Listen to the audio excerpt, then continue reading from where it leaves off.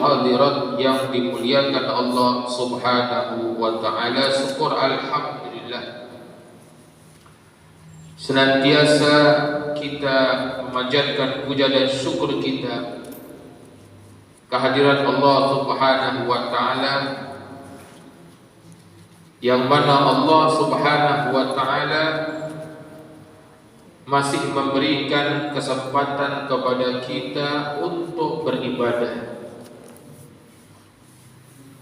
Mudah-mudahan dengan kita awali hari kita melakukan perbuatan yang diridhoi oleh Allah, hari-hari ke depan kita semoga menjadi hari-hari yang berkah, hari yang selalu di dalam taufik hidayah Allah. Karena ini penting, hidup ini kalau tidak dibimbing oleh Allah dalam zaman yang saat ini kita susah untuk bersikap. Apakah sikap kita itu adalah diridhoi oleh Allah atau dibencinya? Semoga dengan selalu kita bermohon kepada Allah untuk diberikan petunjuk, maka senantiasa aktivitas perbuatan kita itu adalah berdasarkan petunjuk-petunjuk daripada Allah Subhanahu wa ta'ala. Kemudian tidak lupa selalu kita berkirim salam dan salawat kepada Rasul kita, pemimpin kita, kecintaan kita, idola kita bersama. Tidak ada manusia yang patut untuk diidolakan melebihi daripada Rasulullah. Karena Rasul adalah sosok pribadi yang sudah diakui oleh Sang Maha Pencipta. Maka dengan mengidolakannya, pasti hidup kita ini akan selalu berada di dalam kebaikan. Bapak Ibu yang dimuliakan Allah Subhanahu wa ta'ala, kita melanjutkan bahasan hadis kita masih dalam bab tentang bertaubat kepada Allah Subhanahu wa ta'ala. Hadis yang selanjutnya, hadis yang diriwayatkan wa an Abi Hurairah radhiyallahu ta'ala anhu, dari Sayyidina Abu Hurairah, semoga Allah meridhoinya, berkata, qala Rasulullah sallallahu alaihi wasallam, bersabda Rasulullah sallallahu alaihi wasallam, man taba, siapa yang bertaubat, qabla an tatlu'a asy-syams, sebelum terbitnya matahari. Dari mana? Min maghribiha, dari arah barat. Taballahu alaihi, maka Allah akan menerima taubatnya. Jadi betapa Allah itu memiliki sifat rasa kasih sayang yang luar biasa kepada makhluk, khususnya kita manusia. Diberikan beribu-ribu kesempatan untuk kita bertaubat, sampai semua itu akan tertutup saat matahari telah terbit dari arah barat. Artinya sudah terjadi alamatul kubra, tanda kiamat yang besar. Mungkinkah? Mungkin sekali. Tidak boleh kita ragu akan pesan yang disampaikan oleh Rasul, bahwasannya matahari itu pada saatnya nanti akan terbit dari arah barat, yang selama ini sampai dengan yang hari ini masih terbit dari arah timur.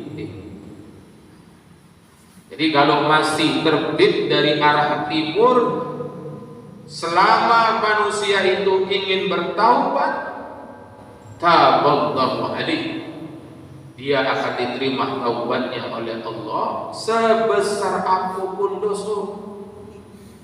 Sebesar apapun. Kalau kita kan manusia ya, kalau manusia itulah besarnya salahnya dengan kita, kadang-kadang tidak maaf lagi sampai dibawa mati. Manusia, tapi Allah Rabbuna, Tuhan kita yang telah memberikan fasilitas hidup sejak bangun tidur sampai ketidur lagi. Sudah itu luar biasa manusia ini dengan diberikan fasilitas hidup oleh Allah 24 jam dipakai untuk menjadi musuh Allah.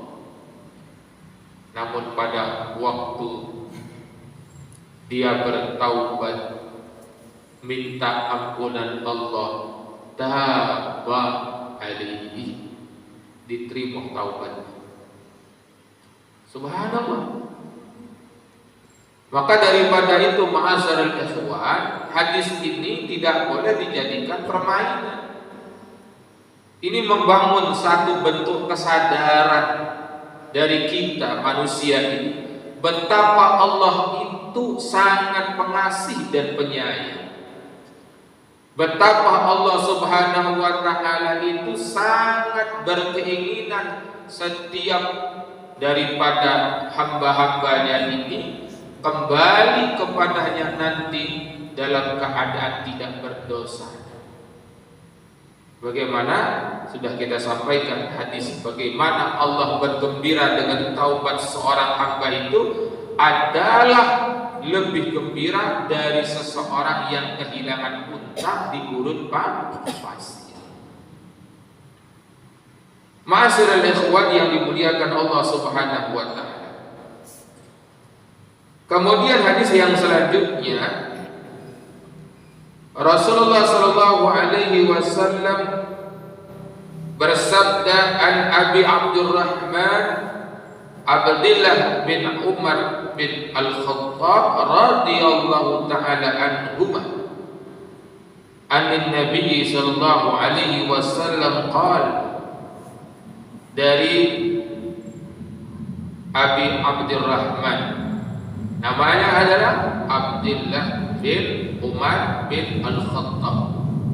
Semoga Allah meridhoi keduanya karena ayah dan anak sama-sama sahabat Rasulullah sallallahu alaihi wasallam.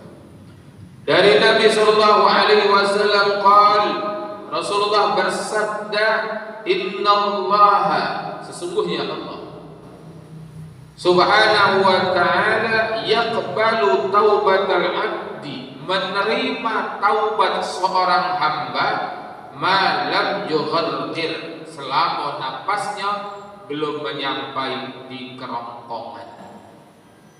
Jadi masih diterima oleh Allah selama napasnya belum di kerongkongan, ya, nyawanya itu sudah sampai di kerongkongan, la yaqbalullah, tidak diterima oleh Allah.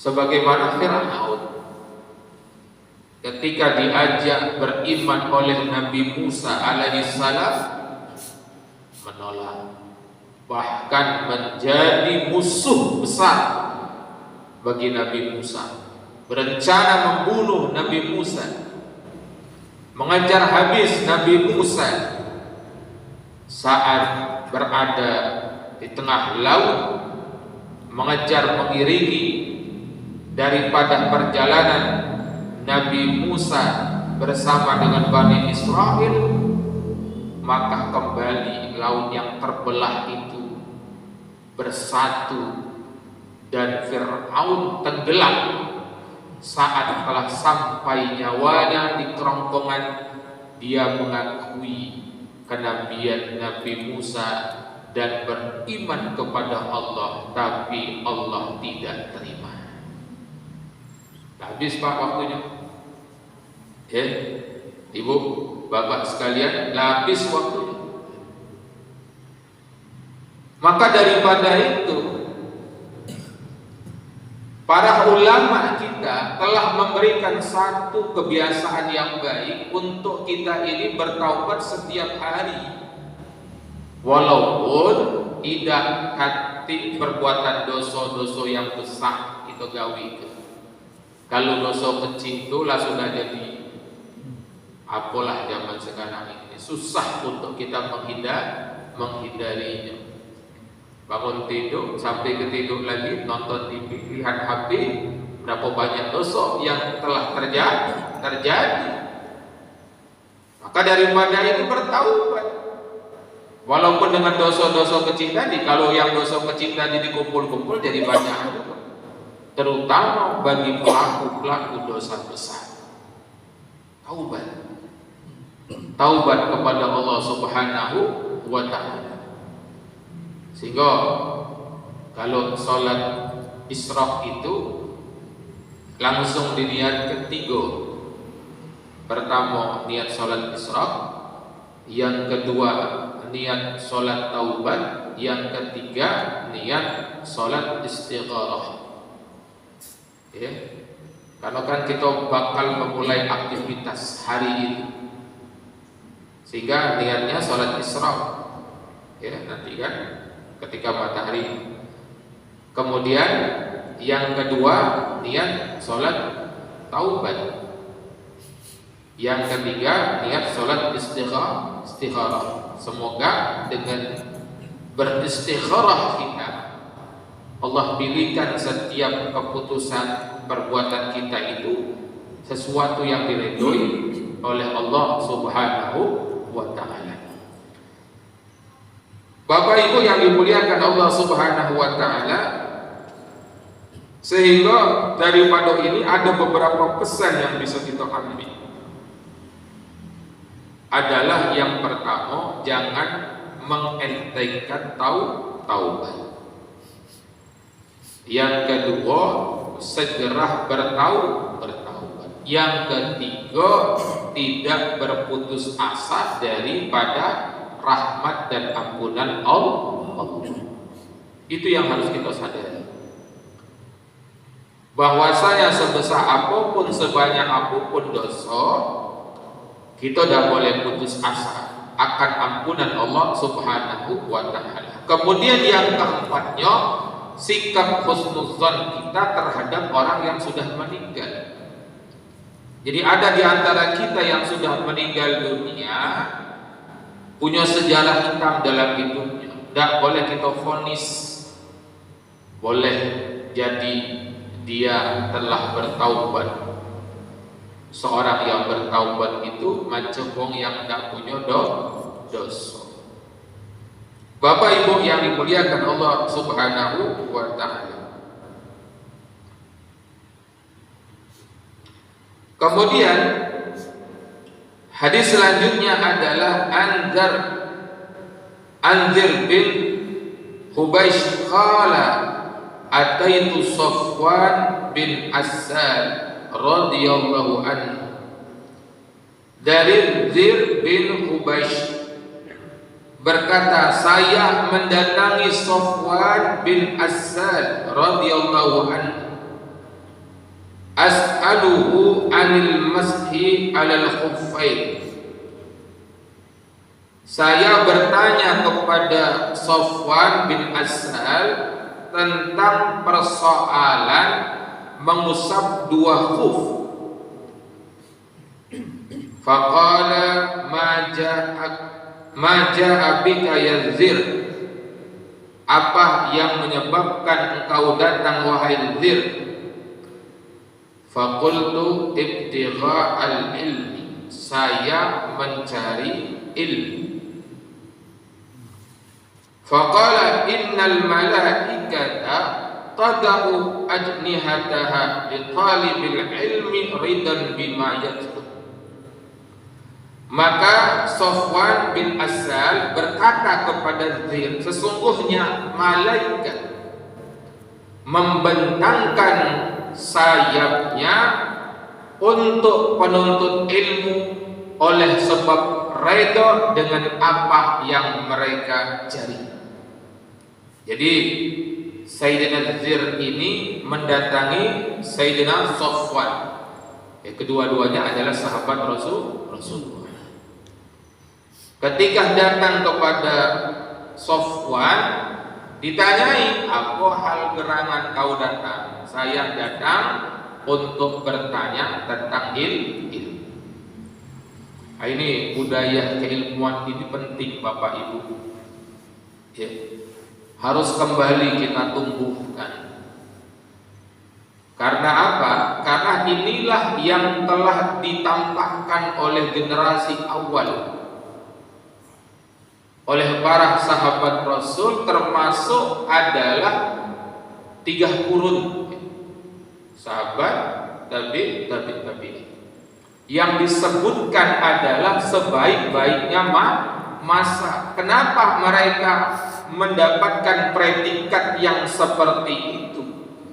Dikarenakan budaya keilmuan, bertanya dengan ilmu, mengamalkan ilmu itu menjadi kebudayaan, menjadi kebiasaan baik bagi mereka.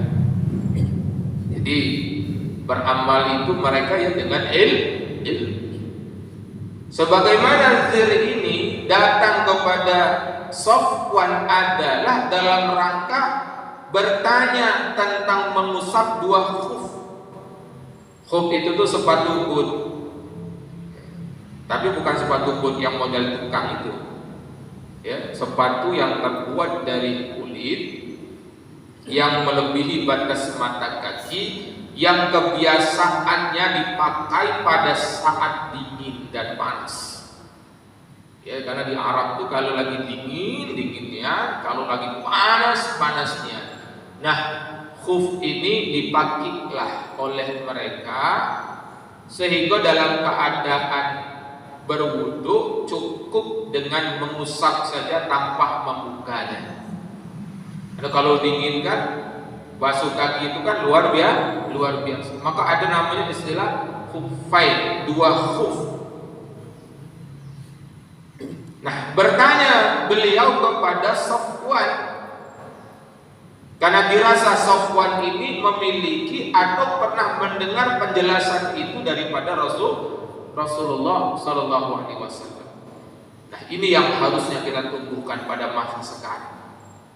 Bagaimana semangat keilmuan itu harus juga menjadi khasnya kita bagi umat Islam saat ini. Jadi kita beribadah dengan ilmu, bukan karena sebab milu-miluan, bukan karena sebab kebiasaan, tapi adalah beribadahnya dengan sebab dan semangat keilmuan. Jadi penting. Tidak akan pernah kita ini menjadi umat yang kembali kuat. Izzatul Islam wal Muslimin itu tidak akan bisa kita rebut kembali kecuali semangat keilmuan itu telah kembali menjadi ciri bagi kita. Dan perlu kita ketahui Bapak Ibu, berzikir dengan membahas ilmu mana yang lebih mulia? Adalah yang lebih mulia membahas ilmu. Zaman sekarang kan tidak. Kalau ikut kegiatan kajian keilmuan, pacak dihitung manusia. Tapi kalau misalkan diajak zikiran, rupanya meledak. Apalagi dibumbui pula. Oh, kalau belum majelis zikir itu agak dagangannya lancar. usahanya maju, yang banyak utang kebayar. Ramilah budak manusia, bagus. Menghadiri majelis zikir bagus, dengan niat yang seperti itu tidak masalah, tapi jangan sampai berterus-terusan. Nanti habisnya gitu, cuma dapat dunia, tidak dapat akhirat. Tapi ada yang lebih mulia, bahkan niat dunia itu akan tersampaikan dengan melakukan kemuliaan ini apa? Majlis ilmu. Karena majlis ilmu itu adalah hal yang paling digemari oleh Allah dan para malaikat bila dilakukan oleh seseorang hamba. Maka ketika dirinya memenuhi kebutuhan dengan ilmu, maka Allah akan penuhi kebutuhannya terhadap dunia. Nah, jadi Bapak Ibu yang dimuliakan Allah, ini harus kita rubah cara pandang kita. Harus kita rubah. Supaya apa? Supaya kemuliaan kita sebagai seorang muslim secara pribadi itu bisa terbangun dengan adanya ilmu. Karena ilmu itulah syaratnya. Kalau iman tanpa ilmu, sama tidak jadi kebaikan. Iman tanpa ilmu, serampangan. Ilmu tanpa iman, bahaya. Ilmu tanpa iman, bahaya. Ilmunya bisa akan menjadi hal yang berdampak buruk bagi kehidupan manusia. Iman tanpa ilmu, serampangan. Akhirnya didatangi mimpi oleh sesosok bayangan atau kedai Ahmad. Tahu dah nama kau tu Ahmad ada dalam Quran. Nah, aman nama kamu tu ada dalam Quran, kamu tu nabi. Akhirnya mengikrarkan diri, akulah nabi titisan Nabi Muhammad. Apalagi masuk kelompok-kelompok majelis tasawuf tapi tidak punya ilmu, tambah lagi masuk ke lautan tak baca berenang. Ini kan lagi viral kajian-kajian tasawuf. Bahkan kadang-kadang tasawuf yang tidak untuk konsumsi orang umum disampaikan. Sehingga kadang-kadang yang kita dengar ini takjub tengah-tengah, padahal itu bukan konsumsinya. Itu akan menimbulkan banyak fitnah. Model terjun ke laut tak baca berenang. Jadi syaratnya mau tasawuf itu harus apa dulu? Syariat. Baru kita bertasawuf. Syariat kemudian tasawuf baru sampai hakikat. Nah ini udah langsung loncat bypass, kompas. Karena memang zaman sekarang ini zaman instan, cepat pula, lemaknya cepat, makanan instan yang paling laris. Sudah tuh belajar instan yang paling laris, seluruhnya instan, termasuk dalam hal ini pun instan. Langsung nak kajian hakikat. Akhirnya nyimpang. Padahal seharusnya dia melewati suluknya tadi, jalannya tadi dengan apa? Dengan bersyariat dulu. Pelajari hukum-hukum Allah, pelajari ilmu mengenal Allah, pelajari ilmu mengenal Rasul, pelajari sifat 20, pelajari al-aqidah, baru ke situ. Nah, sehingga jalannya itu tidak akan tergelincir kepada kesesatan. Sebagaimana Syekh Abdul Qadir Al-Jailani pernah didatangi oleh sesosok yang mengaku sebagai Tuhan. Kemudian memberikan kabar kepada Syekh Abdul Qadir Al-Jailani, mengatakan engkau sudah terampuni dosa-dosamu yang telah lalu dan akan datang, tak perlu lagi kamu ibadah. Karena Syekh Abdul Qadir Al-Jilani ini adalah orang yang berilmu. Ambiknya sekal babit kenyo. Laknatullah alaih. Engkau dilaknat oleh Allah. Nabi Muhammad saja yang sudah maksum sampai akhir hayatnya tidak lepas dari ibadah kepada Allah. Nah, itu karena ada ilmu. Ada karena ilmu. Laju ikrar diri. Ya, Nabi akhir zaman, titisan Nabi Muhammad. Nak selamat milu aku. Itu bahaya. Jadi penting sekali budaya keilmuan itu kita tumbuhkan. Karena sesungguhnya yang dikatakan oleh Safwan bin Assal, sesungguhnya malaikat membentangkan sayapnya untuk penuntut ilmu oleh sebab malaikat redha dengan apa yang dikerjakan. Faqultu innahu qad hakka fi sadri al-mashu 'ala al-khuffain ba'da al-gha'id wal baul. Sesungguhnya menjadi keraguan di dalam hatiku tentang mengusap dua khuf setelah buang air besar dan air kecil. Wa kunta imra'an min ashabin Nabi sallallahu alaihi wasallam faji'tu as'aluka. Dan engkau ini adalah seorang sahabat Nabi, maka saya datang kepadamu dan bertanya, hal sami'ta yadhkuru fi dzalika syai'an, apakah engkau mendengar hal itu disebutkan oleh Nabi Muhammad sallallahu alaihi wasallam? Qala na'am. Maka Sayyidina Safwan bin Assal berkata, ya. Kana ya'muruna iza kunna safran aw musafirin anna tanzi'a ifafana salasata ayyam wa layalihinna illa min janabatin.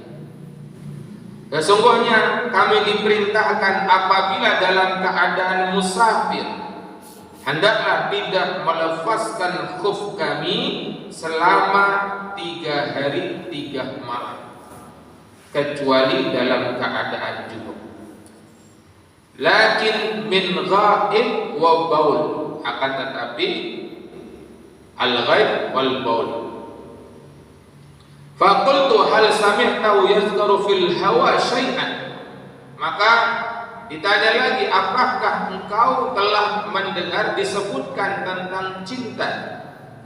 Qala na'am, berkata ya, kunna ma'a Rasulillah sallallahu alaihi wasallam fi safarin, adalah kami bersama Rasulullah sallallahu alaihi wasallam dalam satu perjalanan. Fabaina nahnu indahu isnadahu a'rabi bisautin lahu jahwari. Tahu-tahu memanggilnya seorang A'rabi dengan suara yang keras, ya Muhammad, wahai Muhammad. Jadi ada seorang A'rabi ketemu dengan Rasulullah, manggil Rasul itu dengan suara yang keras. Padahal itu tidak boleh, karena dalam Al-Quran dilarang untuk mengangkat suara di hadapan Rasulullah dan memanggil Rasulullah itu sebagaimana kita memanggil di antara kita. Fa'ajabahu Rasulullah sallallahu alaihi wasallam nahwa min sautihi. Maka dijawab oleh Rasul sebagaimana suara daripada yang manggil tadi. Hao, ada apa?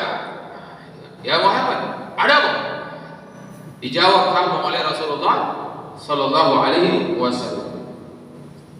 Fakultu lahu, maka saya berkata kepadanya, waihak, celaka kamu. Waqtud min sautika fa innaka indan Nabi sallallahu alaihi wasallam. Rendahkan suara karena engkau sedang berhadapan dengan Nabi sallallahu alaihi wasallam. Wa qad nuhita an hada, dan engkau telah dilarang untuk melakukan hal ini. Faqala wallah la aqtu. Maka si Arabi ini ngomong, demi Allah aku tidak akan menurunkan suara aku. Qala al-Arabi, maka berkatalah al-Arabi, orang Arabi ini orang Arab pedalaman. Ya, wong desa aja lah kira. Ya, wong Badui. Memang ngomongnya wong Arab itu sendiri, khususnya untuk orang di Mekah itu kalau ngomong tuh keras sudah. Nah, Arabinya ini lebih keras lagi. Ya, lebih keras lagi. Sehingga kalau kita nengok kebiasaan orang Makkah dengan Madinah itu jauhnya. Kalau Makkah itu ngomongnya kalau ngomong ya keras-keras. Walaupun ngomong biasa itu sudah keras. Tapi kalau orang Madinah lembut gitu kan. Nanya juga lemah, santai. Tapi kalau orang Arab, ya orang Mekah, ya kan. Ya misalkan kalau ibu bapak nawar di Mekah, ya katanya tidak, ya jangan nawar, marahnya mau. Tapi kalau di Madinah sudah ada macam kita orang Indonesia pacak nawar-nawar itu berapa kali. Padahal jaraknya tidak terlalu jauh. Nah, yang Arabinya lebih lagi. Ya lebih lagi. Si Arabi ini berkata kepada Rasulullah sallallahu alaihi wasallam, "Al-mar'u yuhibbul qaum wa lamma yalhaq bihim." Wahai Rasul, seseorang itu mencintai suatu kaum dan tidak pernah menjumpai mereka.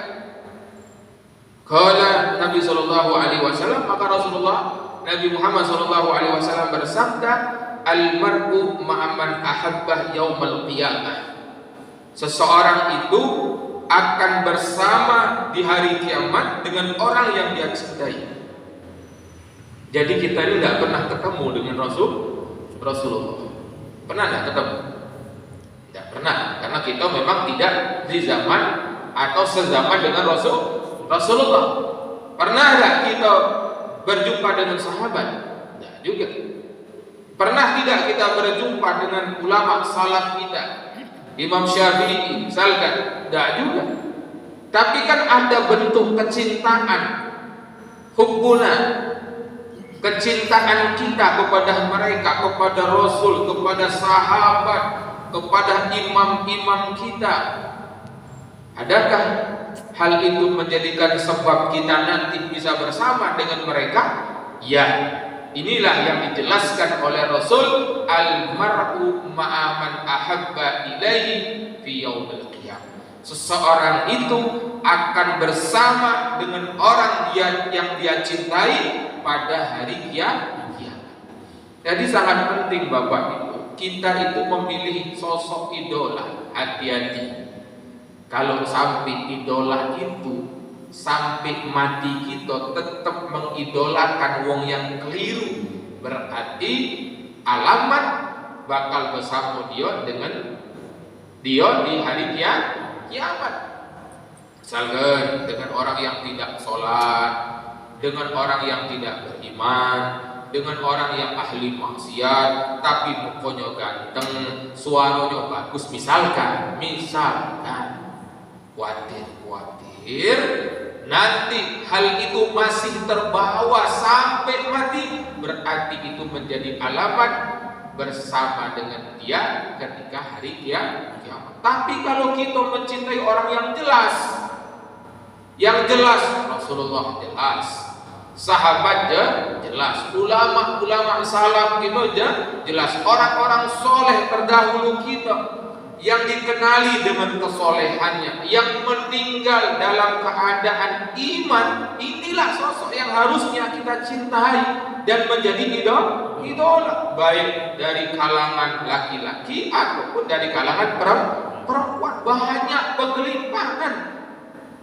Nah, kalau mereka yang kita jadikan idola, cinta dengan siapa, misalnya dengan Imam Asy-Syafi'i, cinta dengan Al-Imam Al-Ghazali misalkan, atau yang lain-lainnya daripada orang-orang yang soleh, daripada pendahulu kita, itu jadi tiket akan menjadi sebab bersama dengan mereka kelak di hari kiamat, karena tempat mereka adalah di dalam surga Allah dan di dalam naungan Allah Subhanahu wa ta'ala. Jadi Bapak Ibu yang dimuliakan Allah Subhanahu wa ta'ala, kemudian kelanjutan daripada hadis ini, fama zala yuhadditsuna hatta dzakara baban minal maghrib masirata ardihi au yasiru raqibu fi ardihi arba'in au sab'ina am. Sampailah pembicaraan Rasulullah itu menyebutkan sebuah pintu, yang mana pintu ini berada di arah barat, yang panjangnya pintu tadi diperkirakan perjalanan 40 atau 70 tahun. Jadi luasnya pintu ampunan Allah yang berada di arah barat tadi, ya, itu sepanjang 40 atau 70 tahun perjalanan. Luasnya artinya betapa luasnya daripada ampunan Allah Subhanahu wa ta'ala. Qala Sufyan ahadur riwayah, berkata Sufyan salah seorang periwayat, qibala Syam khalaqallahu ta'ala yauma khalaqas samawati wal ard maftuhan litaubah la yughlaqu hatta tatlu asy-syamsu minhu. Yang mana pintu itu berada di arah Syam daripada kota Makkah. Khalaqallahu ta'ala, diciptakan oleh Allah Subhanahu wa ta'ala, yauma khalaqas samawati wal ard, kala Allah menciptakan langit dan bumi, maftuhan, terbuka itu pintu, ditaubah, untuk orang-orang yang bertaubat, la yughlaq, tidak akan ditutup, hatta tatlu asy-syamsu minhu, sampailah terbit matahari darinya. Jadi masih terbuka sampai sekarang Pak, tidak tahu besok. Kalau besok matahari tahu-tahu muncul dari barat, berarti sudah tertutup. Dan ada penelitian juga, penelitian secara ilmiah, matahari ini betul-betul mengalami pergeseran.